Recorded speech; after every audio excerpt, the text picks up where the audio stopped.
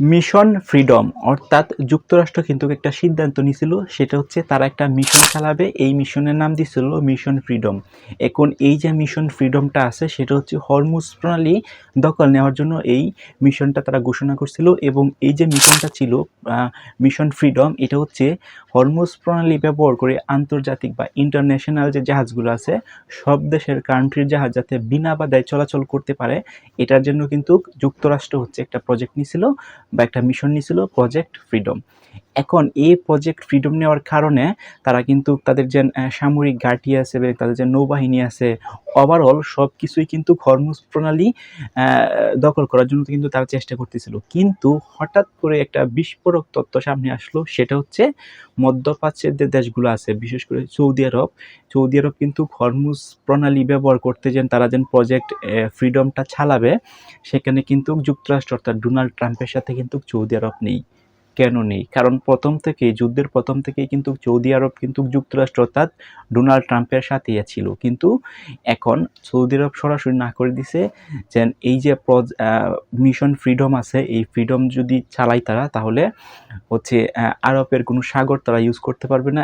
Even Saudi আরবের যে আকাশপথ আছে, এই আকাশপথ ব্যবহার করা যাবে না, অর্থাৎ টোটালি না করে দিছে। এবং এই যে সৌদি আরব কেন না করে দিছে, এবং শুধুমাত্র সৌদি আরব না, সৌদি আরবের পাশাপাশি আরও মধ্যপ্রাচ্যের যে কান্ট্রিগুলো আছে সেই কান্ট্রিগুলো কিন্তু ডোনাল্ড ট্রাম্পকে কিন্তু না করে দিছে। As a result Donald Trump কিন্তু একা এই প্রজেক্ট ফ্রিডম বা মিশন ফ্রিডম এটা চালাইতে পারবে না এবং এটা বন্ধের ঘোষণা দিছে। অর্থাৎ 2 দিন পরেই কিন্তু এটা বন্ধের ঘোষণা দিয়ে দিছে, প্রজেক্ট ফ্রিডম ইজ ক্লোজড। এখন প্রশ্ন হচ্ছে কেন সৌদি আরব এই ডিসিশন নিল?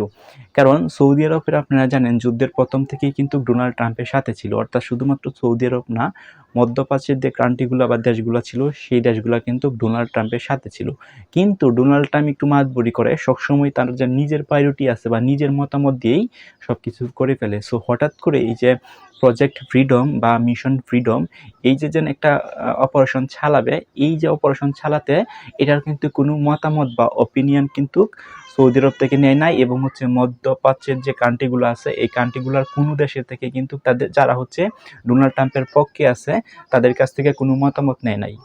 সো এজ এ রিজাল্ট ওই দেশগুলো অর্থাৎ সৌদি আরব বলেন বা অন্য যে মধ্যপ্রাচ্যের দেশগুলো আছে সেগুলো কিন্তু তারা হচ্ছে একটু রাগান্বিত হয়েছে এবং তারা মনে করছে যে তাদের বিরুদ্ধে গিয়ে তাদের সাথে কোনো আলোচনা না করে কেন হঠাৎ করে ডোনাল্ড ট্রাম্প যে সিদ্ধান্ত নিবে সেই সিদ্ধান্তই তারা মেনে নিবে, বিষয়টা কিন্তু তারা মেনে নিতে পারতেছে না।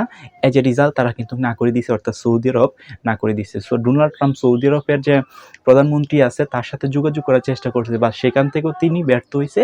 সৌদি আরবের সরকার টোটালি রিফিউজ করে দিচ্ছে যেন তারা হচ্ছে তাদের যেন একটা বিমান ঘাঁটি আছে প্রিন্স সুলতান বিমান ঘাঁটি, সেটা ব্যবহার করতে দিবে না। এবং আরব যে সাগর আছে বা সৌদি আরবের যে সাগর আছে এই সাগরটা ব্যবহার করা দিবে না। অর্থাৎ হরমুজ প্রণালীর যদি তারা এই মিশন ফ্রিডম চালায় তাহলে হচ্ছে তাদের কোনো কিছু ব্যবহার করতে দিবে না।